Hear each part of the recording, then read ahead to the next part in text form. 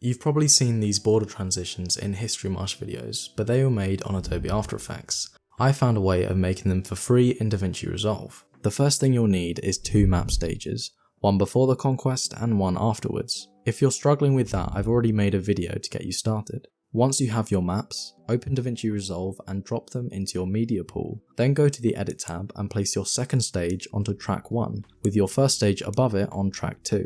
Make sure the effects library is open and go to Video Transitions. Now this is where the magic of the transition comes from. Scroll down until you find an effect called Noise Dissolve. Click and drag that onto your track 2 footage. Now don't get me wrong, this transition is already great to use on its own, with an optional border and 7 customizable types, but this changes the whole image to the second stage. And that's a good animation, but what if we just wanted one territory to change? Or what if we wanted an effect closer to that of History Marsh that spreads from one side to the other? Don't you worry, I'll show you how to do all of that.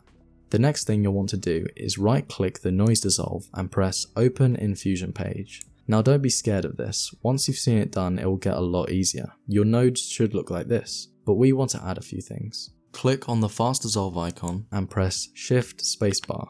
Type in transform and hit enter. We will use the transform part in just a second. Next, you'll need to select dissolve, shift spacebar again, and type in polygon. You need to add them branching off these specific icons, else the tools won't work. With the polygon selected, we need to outline the area that we want the transition to cover. There are 2 ways to go about this. The first is if you're not planning to have a hard border on the noise dissolve, in which case you don't need to be very accurate with the shape. As long as it covers the edges of the changes, then you'll be fine. The second is if you are planning to have a border, like the History Marsh one, then you'll need to make sure the shape fits closely, else the transition will start before the area and overrun into the sea or something. And I don't know about you, but I don't think armies drown themselves after brutally murdering some peasants. Anyway, once you're happy with your polygon, we can start thinking about the transition within it. If you want a random textured expansion, then go to the fast noise icon and play around with the detail, contrast and scale sliders. But if you want a transition that spreads from one side to the other, then you'll need to use the transform tool from before. Scale it down until you see this green box appear and then move it so it covers the area you're expanding over. This will give a better idea of what the changes you're making are doing to the transition. Now go to the dissolve tool. I like to see a border on the transition instead of just a mist, so I'm going to reduce the softness here.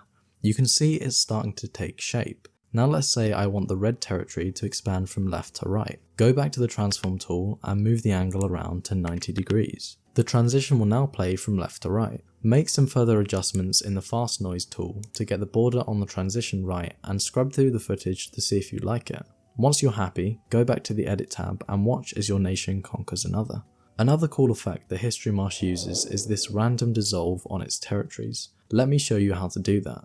With the noise dissolve selected, go to the inspector on the right and click on the type. Linear is what we just used to go in one direction. Let's change that to uni and you'll see a dissolving pattern like this, very close to the type used in this video. If this tutorial helped you, please leave a comment down below and put a shield emoji to let me know you made it this far. Subscribe so you don't miss the next video on how to animate invasions.